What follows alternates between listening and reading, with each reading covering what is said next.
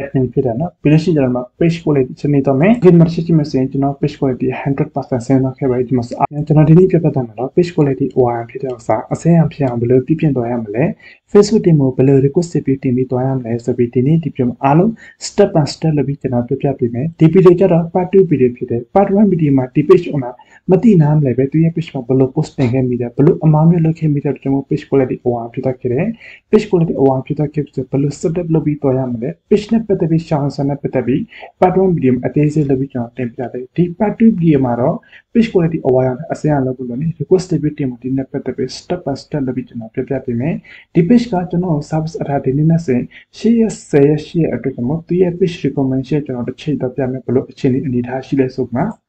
ဒီမှာတစ်ချက်ကြည့်မှဆိုရင် content is recommendation ဆိုပြီးပြတာပေါ့နော်ပထမတူကျွန်တော် service selection add-on ဆိုရင်ဒီနားမှာ OR ရလေးနဲ့ contact field ဘာညာဆိုပြီးပြတာပေါ့နော်တကယ်လို့ဒီနားမှာ OR လေးပြတာခဲ့ပြီဆိုရင်ကျွန်တော် page မှာ reach niche ကြားစတဲ့ contact ဘယ်လောက်ပဲတင်တယ်လူအများစီမရဘူးအယောင်းဝယ်ဘာညာပါတော့ခဲ့တာပေါ့နော်အခုလိုမျိုးအစိမ်းအောင်ပြပြီးမှ content is recommendation ဆိုဖြစ်တော့ခဲ့ပြီဆိုရင်အကယ်လို့ဒီ page မှာ follower 1k ရှိရဆိုရင်ဒီ page မှာ content အသစ် post အသစ်တင်ပြီးတော့မှဆိုရင်ဒီ page မှာရှိတဲ့ 1k follower အားလုံးစီကို notice ရောက်တော့ခဲ့တဲ့အတွက်ကြောင့် reach niche ကောင်းတယ်ဒီ page မှာ follower မဖြစ်တဲ့အခြားလူတွေဆိုလည်း automatic swipe ထဲကိုရောက်တော့ခဲ့တဲ့အတွက်ကြောင့် reach niche ကောင်းရင်မှအကယ်လို့ဈေးနဲ့ page နဲ့ဈေးအောင်ဆိုအဆင်ပြေမယ် live stream နဲ့ဈေးအောင်နဲ့ဒါမှမဟုတ် live stream နဲ့ gain ဆိုတဲ့ဆိုရင် live stream မှာ viewer ဘာနဲ့တက်လာခဲ့တဲ့အတွက်ကြောင့်အရင်အဆင်ပြေပါတယ်အခုကျန်တဲ့ author ဒီ page send violation ဆိုတော့တစ်ချက် visit detail တစ်ချက်နေတော့မစင်ဒီနေရလာမယ်ဒီဥစ္စာ request ပေးတင်ပြီးစင်ရဘယ်လိုလုပ်သွားမလဲဆိုပြီးဒီပြမှာအားလုံး step by step လုပ်ပြီးကျွန်တော်ပြပြပေးမယ် video အဆုံးထိကြည့်တော့ပေးစီချင်ပါတယ်အဲ့အတွက်ကျွန်တော် request ပေးတင်ဖို့ကျွန်တော် link လေးဖွင့်ထားရှိရတယ်ကျွန်တော်ဒီနေ့တစ်စင် request ပေးတင်ပြီးတော့မယ်အဲ့အတွက်ကျွန်တော်ဒီမှာ from ကျွန်တော်တစ်ချက်နေပြီးတော့မယ်ပြီးလို့ရှိရင်ကျွန်တော်ဒီစတစ်ချက်နေတော့မှကျွန်တော်ဒီမှာစင်ဒီ page ရဲ့နာမည်တစ်ချက် copy ပြီးထည့်သွားမယ်အတွက်ကျွန်တော်ဒီ page တစ်ချက်လာမယ်ပြီးရင်ဒီဥစ္စာတစ်ချက် copy ပို့ပြီးမှဒီနောက်တစ်ချက်တော့ page လို့ထည့်လိုက်ပါမယ်နောက်တစ်ခုကျတော့ကျွန်တော်ဒီလက်ရှိတောင်းနေတဲ့ email တစ်ခုကျွန်တော်ထည့်သွားမယ် Facebook တင်မှာ review လုပ်ပြီးကျွန်တော် email မှာ response လုပ်ပြီးတဲ့အတွက်ကျွန်တော် lower tab ပါညာစနစ်ပြန်မှာ email နဲ့တစ်ဆင့်ပြန်ကျွန်တော် reply လုပ်ပြီးသွားရတယ်ပေါ့နော်အဲ့တော့ကျွန်တော်ဒီမှာဒီ email တော့နဲ့တော့ဒီ page ကျွန်တော်တစ်ချက်ထည့်လိုက်မယ်ပြီးလို့ရှိရင်ကျွန်တော်ဒီမှာ page ရဲ့ URL ထည့်သွားမယ်အတွက်ကျွန်တော်ဒီရဲ့ page home တစ်ချက်သွားမှာ copy and ဒီနဲ့ချက်လာမှပြန် page လုပ်မယ်ကျွန်တော် request ပေးတင်ရတော့အရင်လွယ်ပြီးဒါပေမဲ့ request ပေးမတင်အရှင်းမလုပ်ရ process အများကြီးရှိရဲ part 1 video ကြည့်ပြီးမှ part 2 video ကြည့်ပြီးမှ video တစ်စက်လုပ်ပြီးတော့ဆို video အရင်ရှိတော့ခဲ့တဲ့ကျွန်တော် video part လုပ်ပြီးကျွန်တော်တင်ပြီးတော့ဖြစ်ပါတယ်ပြီးလို့ရှိရင်ကျွန်တော်ဒီမှာ request ပေးတင်မှာစာသားထည့်ပြီးတော့ရမယ်အတွက်ကျွန်တော် address စာသား asset လုပ်ပြီးထားတာရှိရတဲ့ကျွန်တော်ဒီစာသားတစ်ချက် copy ပြီးတော့မယ်ဒီမှာဆိုလို့ရှိရင် page URL link ဆိုတဲ့နေရာမှာအခုန copy ကူတဲ့ link ကိုတစ်ချက် page လုပ်မယ်ပြီးလို့ရှိရင်ဒီနားမှာတစ်ချက်ပြန် page လုပ်မယ်ဒီစာသားတော့ကျွန်တော် page ကိုတိကျစစ်ဆေးပြီးမှ page ကဘာကြောင့်ဖြစ်တယ်ဆိုတော့အစမ်းဖြစ်တယ်ပြီးတိကျ explain လုပ်ပြီးရေးပြီးထည့်တော့အတွက်ကျွန်တော်တစ်ခါထည့်တော့မယ်နောက်တစ်ခုကျတော့ကျွန်တော်ဒီမှာဆိုရင်ကျွန်တော် page quality OR ဖြစ်တဲ့ second shot ထည့်တော့မယ်အတွက်ကျွန်တော် second shot ဆွဲလိုက်ပါမယ်ကျွန်တော် second shot ဆွဲလို့ပြီးတော့ဖြစ်စဉ်အခုနဲ့တစ်ချက်ပြန်လာပြီးဒီဥစ္စာတစ်ချက်နေပြီးမှဒီ second shot ပြန်တစ်ချက်နေပြီးတော့လိုက်ပါမယ်နေပြီးတော့ခဲ့ပြီဆိုကျွန်တော်ဒီကနေ sensor နဲ့လဲပါမယ်ကျွန်တော်ဒီမှာ review ဖြစ်နေတယ်ပြီးလို့ရှိရင်ခဏစ video စတစ်ချက်နေမယ်ပြီးလို့ရှိရင် submit ဆိုပြီးနေပြီးတော့လိုက်ပါမယ်ကျွန်တော်ခဏစ file စနေနဲ့ကြည့်တော့ခဲ့တယ်ပေါ့နော်ကျွန်တော်ထည့်လိုက်ရတဲ့ file ကျွန်တော်ဒီမှာဆို JPG ဘာညာအားလုံးရှိတယ်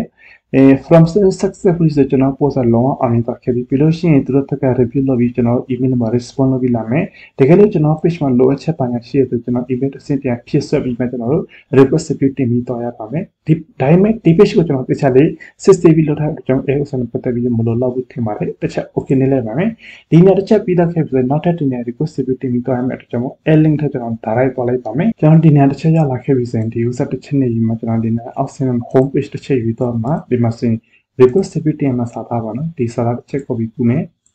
ပြီးလို့ရှိရင်ကျွန်တော်ဒီမှာချက် page လုပ်ပြီးထည့်တော့မယ်နောက်တစ်ခုကျတော့ page quality OR ဖြစ်တဲ့ screenshot ထည့်မယ်အတွက်ကျွန်တော်အဲဒီ screenshot တစ်ချက်ပြန်ယူမယ်ပြန် open လုပ်မယ်ပြီးလို့ရှိရင် submit ဆိုပြီးနေပြီးတော့လိုက်ပါမယ်ဒီနေ့ကျွန်တော်ခဏစောင့်ပါပေါ့နော် okay ဒီမျိုးပို့လိုက်ပြီဆိုတော့ visit team review ထဲရောက်တော့ပြီနောက်ဆုံးတင်ရကျွန်တော်ဒီ page request ပြုတင်အောင်ကျွန်တော် link ကိုကျွန်တော် direct သွားလိုက်ပါမယ်ကျွန်တော်ဒီနေ့တစ်ချက်ရောက်ပြီဆိုရင်ကျွန်တော်ဒီ user တစ်ချက်နေပြီးမှကျွန်တော်ဒီအခုတော့ URL link တစ်ချက်ထည့်သွားမယ်အတွက်ကျွန်တော်ဒီနေ့ချက်လာမှ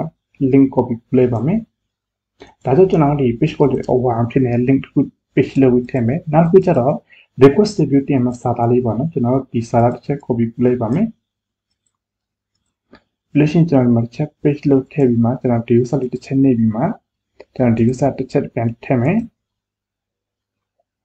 ထဲလို့ပြီးတော့ခဲ့ပြီဆိုရင်ကျွန်တော်ဒီကနေ့ sum ဆိုတာပို့လိုက်ပါမယ်ကျွန်တော်မခဏ sum from sum successfully ဆိုတာ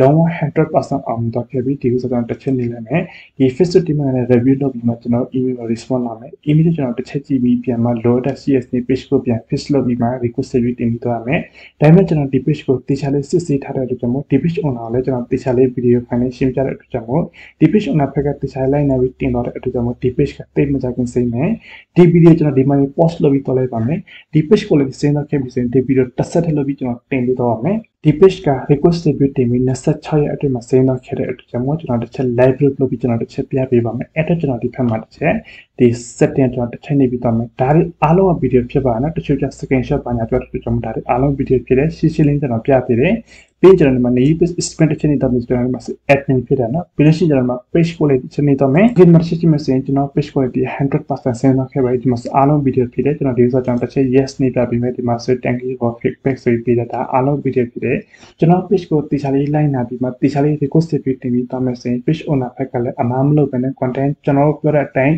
တေချာလေးတင်ပြီးတော့မယ်ဆိုကျွန်တော် page ကတိတ်မကြခင်ဆင်းတော့ဖြစ်ပါတယ်ဒီ page ဆိုရင်25ရက်26ရက်အတွင်းမှာလုံးဝဆင်းတော့ခဲ့အခုလိုမျိုးဆင်းတော့ခဲ့ပြီးဒီ page က roach recognition အရင်ကိုကောင်းလာမယ် boost လုပ်ပြီးသွားတယ်ဆိုလဲ100မှာ 100% ထိရောက်တယ်ပေါ့နော်တကယ်လို့ကျွန်တော် page quality မှာ error တက်နေတဲ့ဘာညာတစ်ခုခုရှိရစဉ်ကျွန်တော် boost ဘလောက်လို့ပါ roach recognition ကြာမယ်ကြာလာလို့ရှိရင် page ကပြတ်သွားဖို့နိုင်တယ်ကျွန်တော် page ကို attribute set လုပ်တယ်တကယ်လို့လူကြီးမျိုး page quality အဝါဖြစ်တော့ခဲ့တဲ့ area ပြတော့ error တစ်ခုတက်တော့ခဲ့ဆိုရင်တော့ upper level နဲ့ content လုပ်မှမြင်နိုင်ပါတယ်အားလုံးကျွန်တော်ကျေးဇူးတင်ပါတယ်